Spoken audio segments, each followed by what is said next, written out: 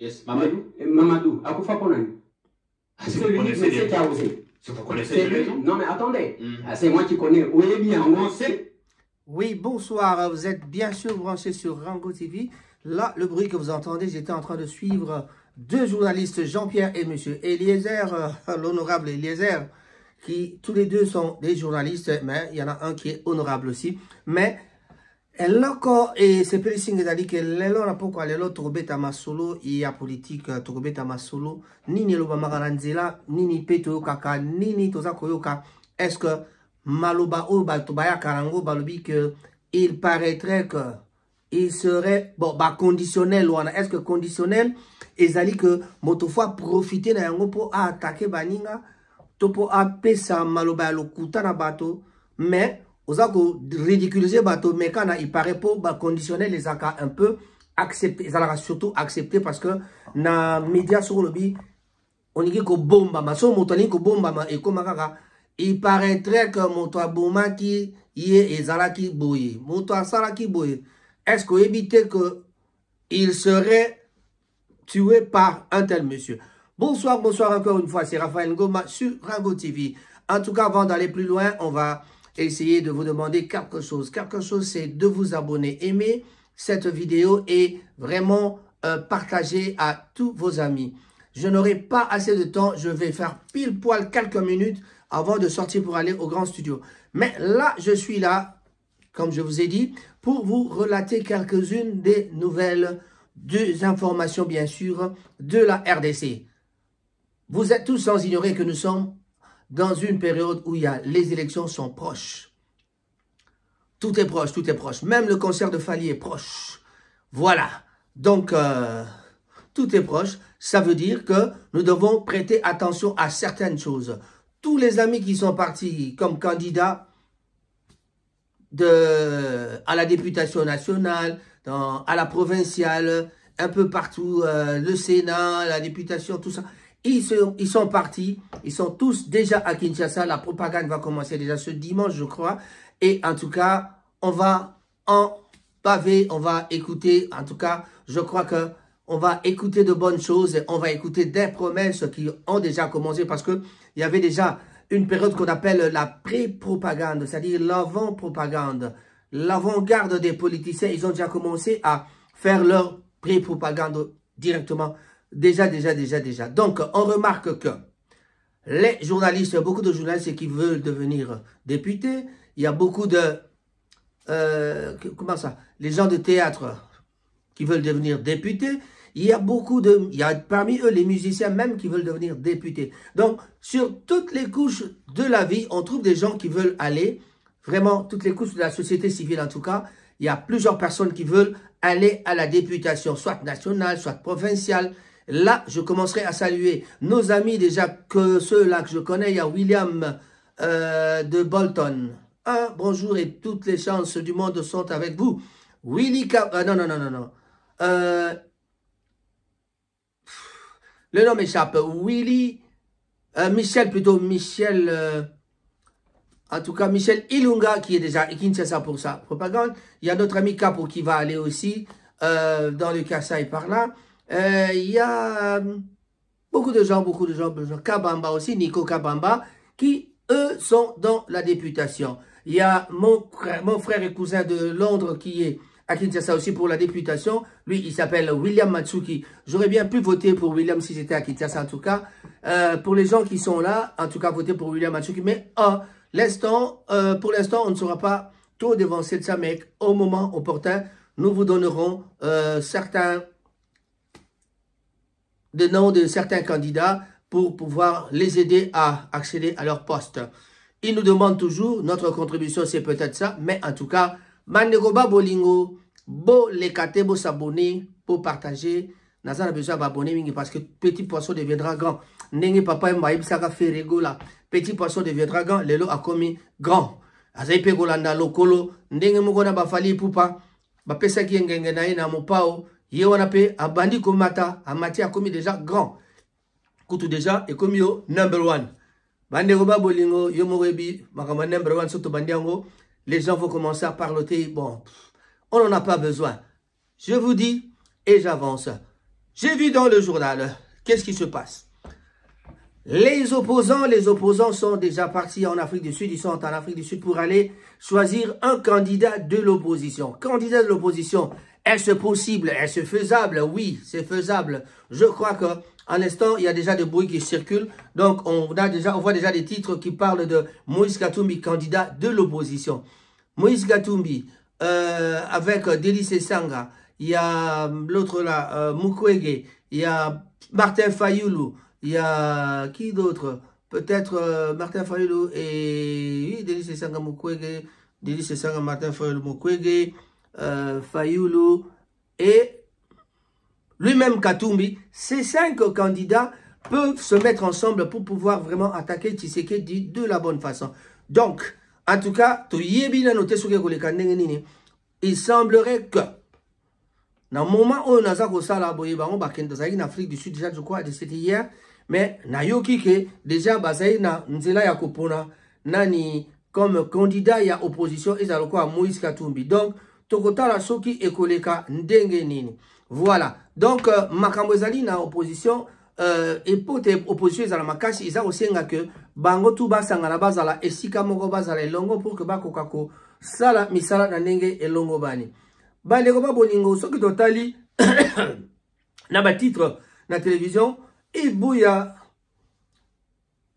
a pesi ba contre-vérité sur interview à Félix Tshisekedi en France. Ah là là, la France.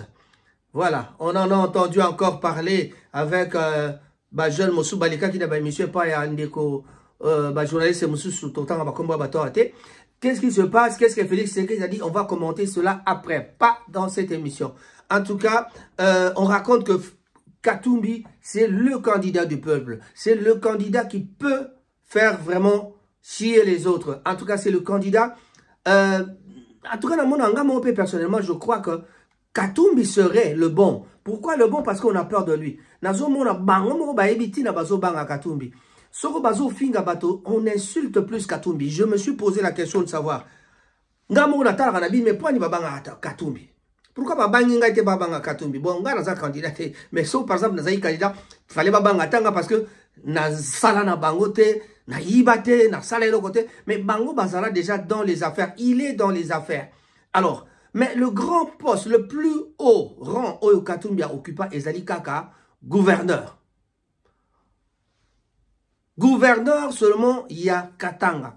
Katanga, une province tout à fait stratégique dans le Congo. Mais en tout cas, boyebité, ni Katanga salaka pour le Congo. Nous le savons. Tala barrage aïnge tonga juste pour alimenter Katanga. Donc, Soki phase 2 et Sili, il est vraiment bien, mais malheureusement, et Sili a noté. Mais jusque là, capacité à Inga, Toninga Tobet Alisolo dans une prochaine émission en tout cas, Tokobet Alisolo Wanana de Konabiso John Kaloubi, que je salue en passant. Il a beaucoup de connaissances sur cela. Alors, Toko Meka Kosolana, John Kaloubi, pour essayer de parler Namaima Tali courant. Pour Nani Nipe la Congo courant et Zalaka. Délestage. Voilà. Mais, Nako Kakaba programme ya Katumbi, qui na deuxième secrétaire, deuxième porte-parole, Oyoya. Il y a Moïse Katumbi, c'est-à-dire, il y a ensemble notre frère, comment il s'appelle? Francis Kalombo a l'obité. Katumbi programme naye dès que élu akobanana Lubumbashi, akobanana Nakasai. C'est-à-dire Mbujimai, bako kota Mbujimai, bako renforcer ba société, ko kamata ko sala ba misala kati na Lubumbashi, plutôt na Kasai, donc na Mbujimai. Bako banana Mbujimai, bako landa mai, nzela mai makambali. Biloko ko exploiter yangwana tozalina voie naturelle oyo nzamba pesa biso yali mai bako bongisa banzela mai pour ko sala ko transférer ba biloko ko banda kuna te na bamboka mususu. Donc elinko lobake na boy ko expliquer programme na bango. En tout cas, je ne suis pas membre ya ensemble, mais en tout cas nazo mituna na bandi na lisolo ensemble parce que tango bato babanga bazo finga ba candidat to monake ma finga ezoke na mingi na Katumbi. Katumbi azali moko ya baye o bazali penda fustigé. Babenga ye étranger bandimiye. Babenga ye bo babimisa ba loi soko nini loi tiani ba meka esimbate. makambo nyonso bameka après na suka bango vers le bao Tshisekedi nde muta favorisaki Katumbi pe akamati apesi ye ba passeport. Bon, kopesa passeport eza problème te. Soko zaki mokonzi pe opesi moninga passeport ezali normal parce que na rang wana pe akoza pe ba aider présidence, c'est tout à fait normal. Bande ko ba bolingo pona nini bazali ko banga Katumbi. Et puis dans mon aki deuxième personne bazo banga yali lokwa Matata Ponyo. Matata Ponyo peut-être pour na ba yebite makambo sala na tango wana est-ce que yango te mutezo ko sala ke babanga ye to yebite. Donc mabanga eza ko kendaka ba kote wana. Totali bo yamisa to ezali nani Denis Mukwege. Notre ami Denis Mukwege est là qu'on ni bako bangela Mukwege, lui il n'est que médecin. Na on accepte nous na quand on est bateau bozo banga pour nanga pena na ko na ko banga bangote. Tika bango ba yapo. Vous dites que Katumbi est un politicien, vous dites que Mukwege est un politicien, Denis Sessang est un politicien, mais et là qu'on peut bon maka Congo ali nini ni susu. Ba politicien bazali na ba troupe rebelle na bango. Ndeko Mboso, Papa Mboso, Alubaka yango très bien. Vous les députés de l'Est, vous devez quitter les troupes armées. Je vais le dire. Nous avons tous écouté la voix de Mboso. Il l'a dit, mais pourquoi n'a-t-on jamais vu un député de l'Est être peut-être dégagé ou faire partie un des députés naba groupe au bazana ba groupe wana ba troupe armée toyo kate babimisa bango banga kanini keso babimisi bango kuna guerre oyel sumakasi mais batuna bango baza kuna seke bazo bunda kaka. En tout cas, bino moko ba politicien botala makambango na propagande to kotala bino na propagande to yoka bokolo banini na bato bazana ba troupe armée soki botangi ba komona bango te biso to kotanga bango. Mais to yebi que il y a 3 ministres au bazali na kati ya nani na gouvernement actuel, la gouvernement Samalukende, 3 ministres bazali na kati ya makambo etali ya ba troupes armées. Pe na bazali na ba gouverneur tout ça militaire bazali na ba complicité to yebi bango. Donc yango wana pour dali kotala to kotala makambango soki to koleka na yango nene. Ba problème ya nationalité, le problème de nationalité yango ne bolobaki ah Moïse Katumbi aza étranger. Ah nani aza étranger. Ba tunyo so bazara étranger. Bo bengi Mukwege Burundi bo ndimiye. Bo bengi Fayulu Sénégalais, ceux qui ouais, Sénégalais. Bondimi et Azali candidat. Bobengi nani les sous. Katumbi et Wanakutu, italien, zambien, juif. Écoute donc, il fallait que je mais bazongi c'est la binope réponse wabi. Fatipe azena moi ba makambadi banda mais toyebi et si ka fatia botama moi na limité.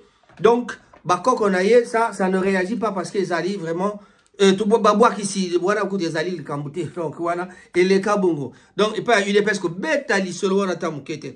Bon là ce n'est pas le problème biso le quoi toi libanda mboka to zalika ka ko gete to iko tarabino na liso oyo ya liso ndenge petit na moro baboke baboko fi balisu pour makambo ya oyo boza ko sala na baninga. Donc motunyo sosoka bomoni kaza dangereux et commis à Azemopaya. Ah nani azali mopaya nani azali mopaya te bato kotala ba combat ba plutôt ba combat ya cage eko salama ndelo kwa nauti komona combat ya cage entre 2 journalistes awa baza ko discuter entre bango Eliezer na Jean-Pierre. Quelle ridicule émission, quelle ridicule conversation. Boza ko sala émission on dirait boye boza ko swana moninga on dirait boto kanela moninga ba vérité à marque oh boma nani oyo oh bo empoisonnage journaliste tel Ndiate, Lushima Ndiate azaki empoisonné. Na émission musuno okaki balobi na moto Katumbi clairement que oh nani Kadiombo notre ami Kadiombo yé alobaka makambo Katumbi boye donc tout ça. Oh mais na ilobi na bino soko landi makambo nyonso wana ozomona ke bato Kadiosha. Ba beteli les ailes loko moko betaka ya Kadiosha. Il y a le conditionnel. Il y a un website nous bandé l'émission. Je vous ai parlé des conditionnels. Conditionnel conditionnel les alités que so oye il paraîtrait que yé motaboma ki nanyo pona okonda ko salir mutu aucun conditionnel parce que na médiato na journalisme plutôt conditionnel et ça l'a accepté. Non profitez pas makambo ya baboma ki motofo ya na ba document makambo ya basala ki bofo ya na ba document. Ne nous emmenez pas des phrases oyo ezali kolakise lokote parce que document ezate. Voilà. On parle d'un jugement qui a eu un jugement. Oh, Katumbi akangisa afundaka gouvernement congolais. Mais afundaka yepango et wapi document. Jugement ezalaka toujours na document. La guerre. À qui profite la guerre, Bandeko? Guerre à Congo. À qui profite la guerre? Biso moko ba congolais to alipe mi yibi. Tozali ba grand profiteur y a guerre à Congo. Pourquoi? Tant Moïse a bien aussi sa guerre na 6 mois balbi à kosa la ligne osane. Pour ba ba meki ba kokite to ba o bazali na o ba leka na ba pouvoir ba kokate. Mais oui, quand on connaît la source, quand on connaît pourquoi on se bat na Congo. To ebi keza ba miyibi kanganzela na miyibi guerre kosila. Mais mbato ba kosa la guerre pesa motivation ya malonga. Motivation ezalaka nini? Lokotro, franga, nzimbu, l'argent, lochocho, ndenge ya Blaise Mafuta lobaka, ye na Espagne, bambote no ya mwana. Vie Blaise Mafuta lobaka na ye lochocho. Lochocho nde ezalaka na makambo Moïse Katumbi abina koyana kopesa lochocho na ba militaire ba osala masolo. Na mbujima to kamata, to kamati, to bongisi banzela, to bongisi nzela ya mai, to bongisi to pesi mbongo, to tiembongo, to kotia garantie ezali préparé na batonios a so na zonga na ngata congolais vraiment mawatro. Mais bazali déjà na plan, ba avion ya propagande déjà 2 avions ayé pour ko tambola République du Congo mobimba pour na kokende ko la propagande. Ba voiture apparemment il paraîtrait que bazali déjà sur 600 voitures, 600 véhicules et ko tambola à travers Kinshasa pe ba province nyonso ya mboka Congo pour na kokende na propagande. Donc nani maloba oyo nani Jean-Marie Kasamba loba ki pe na tout cas na komi komona ke azali na moi raison. JM Kasamba lobi nini? JM Kasamba lobi Katumbi c'est un dangereux. Le quoi azali dangereux ezali moto oyo sengelo zala na ye au lieu ko zala en face na ye. C'est-à-dire soko zali ennemi ya Katumbi ozana problème parce que Katumbi a les moyens, Katumbi peut mettre tous les moyens pour attaquer vraiment bateau na niveau moko pena très bien. Bazo reprocher yo à l'obarate à Kimara. Mais non, on a vu des films Katumbi à l'étranger même, ensemble avec les autres politiciens. Je ne cite pas les noms des gens, mais c'est Katumbi qui répondait. Alors apparemment anglais n'a évité accent peut-être Mutebo Maka. Accent peut-être Mutebo Maka. Lingala aza lingala aza mutalingala peut-être malobara lingala. Mais ba candidat bazali belé matata ponyo il fait peur. Pourquoi? Parce qu'azalaka moto oya salaka misala makasi topé fayulu déjà kutuye vérité des urnes déjà asuka la nzela. Donc faut tout na Robert Kabemba yemoka yebi bon tout na Robert Kabemba yef sabino makama vérité des urnes esuka wapi. Là, on va continuer. Il y a Délice Sanga qui aussi, dans le cadre de l'opposition. Il y a Mouzito, il y a tous ces gens-là. Mais, quand et Salami et Paï, c'est Kikuni, Bazali, Bato Bazali. Mais, Tozali Kota, là, toujours le vrai opposant. Toboui, opposant, il y a Azwakimbongo quelque part pour Aya Kokoma, Kozala candidat. Donc, Tozala a besoin. Il y a bateau oyo bakozwa mboka pona ezala nani ezala set kikuni ezala ngai ezala yo tozana besoin ya président. Mon président moi doit être le bon diplomate. Le bon diplomate c'est pas seulement un politicien. Il peut faire la politique on l'apprend la politique. En faisant la politique on apprend la politique. Mais le vrai président de la République Oyangai Ngoma Soukoungoza président de la République ya Congo faut ozala un bon diplomate. Mais Nano Namoni, un bon diplomate. Le bon diplomate, on le verra quand il sera président. Tango et Akosala, Moussala Naende Togoyeba, Sogetarani. Torbaki la guerre, à qui profite la guerre? Mais guerre, ils allaient profiter n'a pas député. Oh, Yombo Salobaki, que Bino ba député à Est, vous devez quitter les troupes armées. 3 ministres en fonction Bazali, n'a pas troupes armées na Bango. Bazali. Boyebi bango ba komona bango etangamaki pe ba bandiko kangama bato na bango ba gouverneur bandiko tangama ba généraux musu boyebi yavi wana kenda bato musu sodoki moko auto ki makoti suna kam na kan ya M23. Donc réforme armée bolobaki réforme armée. À quand la réforme de l'armée? Il faut que réformer armée, mais tant que réformer armée, il faut to pesa bango mbongo ya malonga pour que bako kakozala na possibilité oyo et que ça que soda akebitumba azali motivé na motivation wana akokako beta monduki aibike azozwa $500 aibike azo gagner $600 mais kaka oya $100 akenda na pantalon et pasuka, pardon, botika makamboana. Bon, peut-être bazo ba uniforme ya sika, mais souvent bazaka na basapato malonga te makamango yangwana. Donc voilà. Eloko nini toza ko banga sikoyo. Eloko nini ba production baza ko banga sikoyo. Moni balobi ke na porte ya Goma bitumbeza ko zala ba M23 baza ko meka ko attaquer po Goma ali capitale économique ya mboka Congo, c'est-à-dire plaque tournante ya est ezali kapena wana, c'est-à-dire biloko nyonso etambolaka kuna. Donc capitale, il y a toute la richesse du Congo ezalaka côté wana. À partir à Goma biloko ekouta tozana or diamant bani nyonso tout ce que pays wana ekoyiko leka Kinshasa ekoyiko bimape libanda ba côté kuna ezali na ba Dar es Salaam ezali na ba nzela mingi pona ko bimisa ba biloko ya kokenda libanda pe ezalaka na moins facilité na Goma. Na yango to sengeli ko protéger vraiment mboka wana Goma. Donc M23 pa yebi que point d'attaque au bango bazana ngo besoin ko tiela makasi mingi ya likaka na bagoma wana. Soki ba koti na Goma ba kokoma na point moko ya force, c'est-à-dire ezali faiblesse na biso po toko banda ko landa sikoyo masolo ya ko yeba ndenge nini tokoki ko sala pona ko bakoyeba koza ekokoma nini tozala baza na moyen ya ko négocier. Alors pona ko négocier pour ceux qui bazui Goma et comme ka to négocier na bango o teto sala botoza bo facilement à partir de Goma bokaka sima Goma ka kisanganye pe Lubumbashi pe suka ta ba komena Lubumbashi Congo katani en deux babite bokenda bo.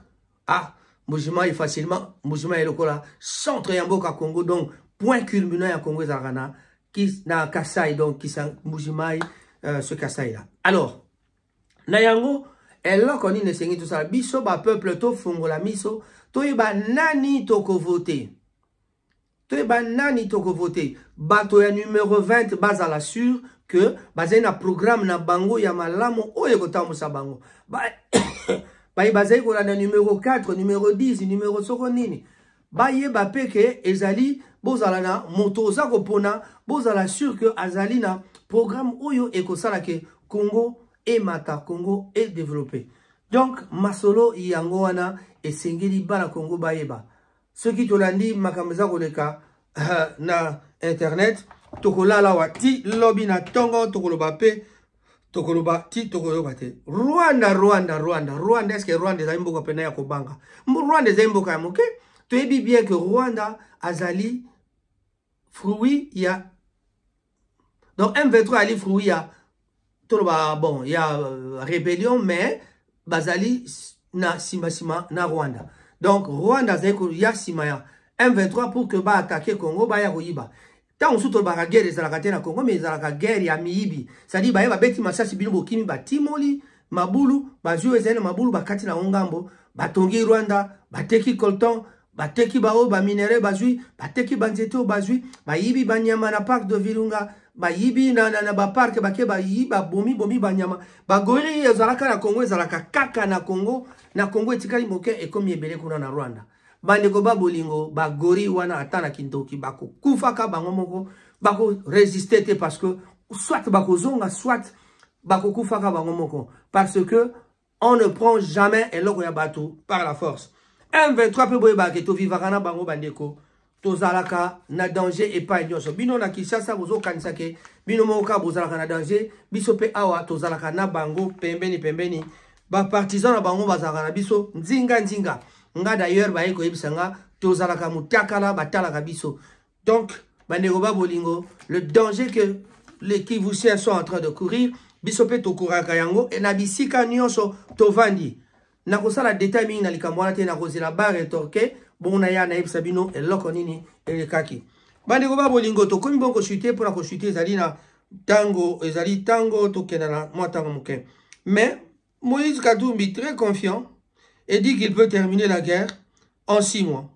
Comment réussir sa guerre dans 6 mois?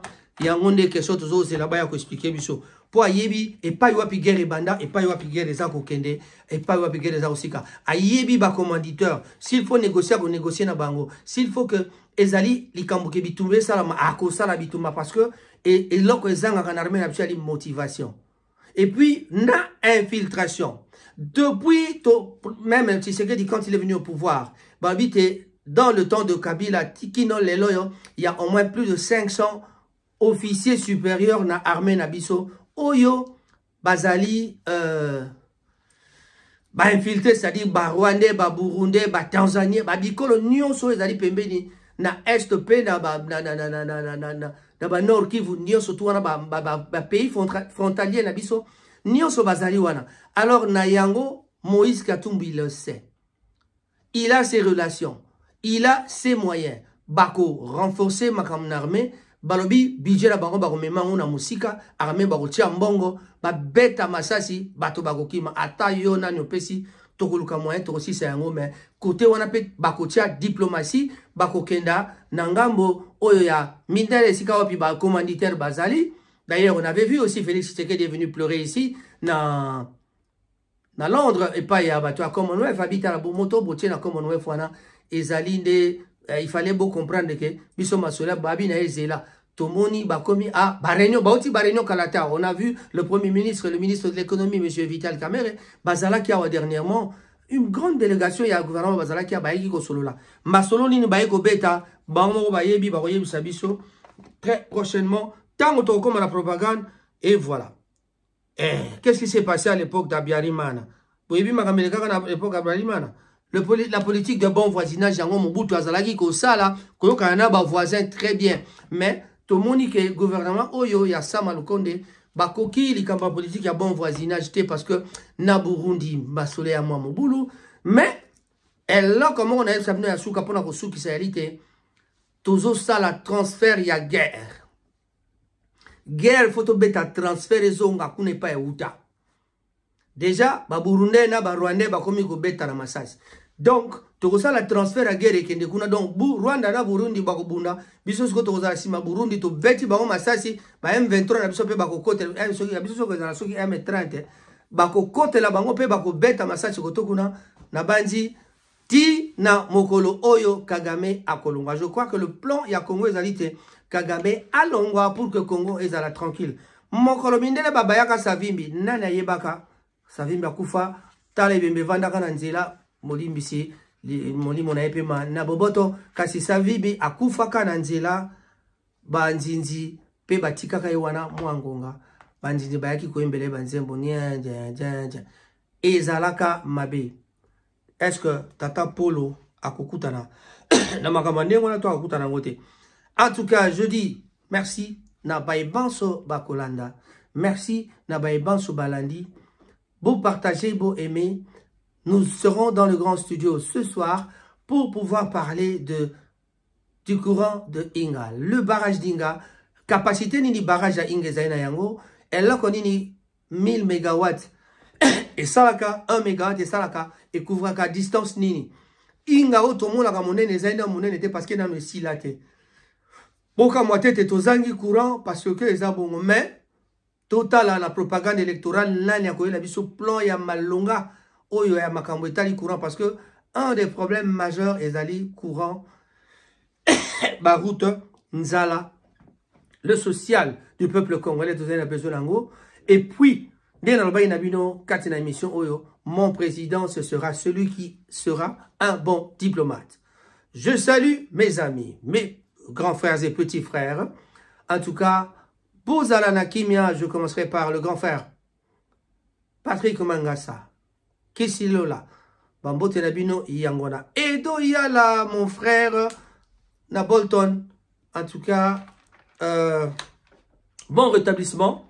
J'étais content de recevoir ton coup de fil parce que santé et Obimina hôpital. En tout cas, merci, merci. Dieu merci. Ozaï Nanzoto Makasi, Naïbi que la convalescence n'en nous met, après ça va passer. Voilà, ça c'est peut-être pour mon petit frère Cyril Modogo. Un grand bonjour à toi, Mama Karibou Lisa Ponga, bonjour, bonsoir.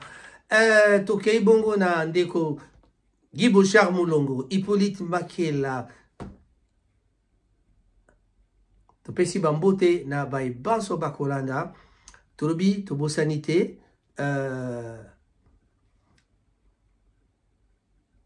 président de la République Yamboka Congo, Topesi Epe Bambote, ba chance Nyonso Ezala Katina, Mabota Nabino. En tout cas, Nous n'allons pas oublier notre ami Blaise de l'ensemble. En tout cas, yé apronanae côté à Katombe. Blaise Simbu Monta, c'est pas l'argent qui nous manque, mais c'est plutôt des occasions. Et il y aura des occasions pour soutenir aussi Rango TV, on vous attend. Merci, merci. Et je salue toutes les mamans de la famille Bolingo. La famille Bolingo, eux, basé organisé fête Moko Yamakasi le 9 mars. Le 9 mars, il y a la soirée à maman. En tout cas, on va en parler prochainement avec les mamans. Ici, c'est Rango TV, mais on en parlera. Et Nekov, malheureusement, on n'a pas su faire l'émission de ce soir dans le grand studio. Tunga Topé Sabino. Moi, ma fiche, maman Bolingo, ce qui est Robima. Bon, Otolak Sabino. Le 9 mars 2024, et Gozalabongo Kita. C'est maintenant le tour de la femme. Il y a qu'à réunir bateau. En tout cas, ils ont dit bon, la direction à Maman Nelly Makangila. Nelly Makangila, oh, boyebi, maman. Maman Vivien. Maman Vivien, en tout cas, Toko Yambaye prochainement pour la Sabiso et là on y va prévoir pour la soirée les poutres à s'occuper soirée Yaba maman la soirée de la femme donc Ekozala somo et si kapi na bo sanité ko pesa mbote na mama édition ngimba zali moko ya ba membre ya wana mama nene kapaya toko bo sanate ba jumelle nangai Timba Moussaï Nzuzi Moussaï Bambote Nabino Yango wana mama sada ya motema ya papa Firmin Bondo le garçon anglais topesi Bambote na libota mobimba batu bazali payer on peut s'emboter en tout cas toko kotanga bango sote na bo sanité Pimax to bo sanité Jessie Matador le géant catalogue nzoto ya Mike Balbeza maladie te tala nenga ko denda so ko tambola et mekanda Wakanda na biso moko en tout cas le 25 PO Yotozalina et pas il y a Wakanda pour la Maïmatali soirée. Alors, Babi, half price kuna. Mais la soirée, s'il était le 24 novembre, Caribou. Ah, maman nangaye. Caribou, Babi, Caribou.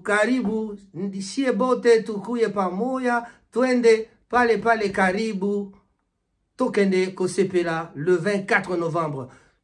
Ouverture officielle, il y a Caribou et pas Wapi. Et Kozala, naba adresse, Tokopé Sabino adresse. Merci beaucoup. En tout cas, Caribou ya Sikezali, na ngambo ya Hardwick, Bakopé Sabino adresse. Je crois que na WhatsApp Bogota là, l'iflet est déjà circulé, na adresse. Mais eux, ils ont un flash to beti. Mais le 24, samedi, on a tout na la Caribou Oyasika, na Hardwick. Merci, au revoir. Et à tantôt. On se retrouve à la prochaine occasion avec Rango TV, Lelo et Zalaki Bongo. Raphaël Ngomato, yaki kobeta masolo, te yipsibino masolo ya politique, en tout cas, pour la belle élection, conclusion, bo luka bo pona, moto oyo, azali, na vraiment, programme ya solo. Politicien, to politicien te, tous en a besoin de diplomate, tous en a besoin ya un bon travailleur, moto oya yebi, valeur ya peuple. Cette fois-ci, ekozala matata. Merci. Élection pe tolbi, ekozala te, ekozala tolingeza. Natikina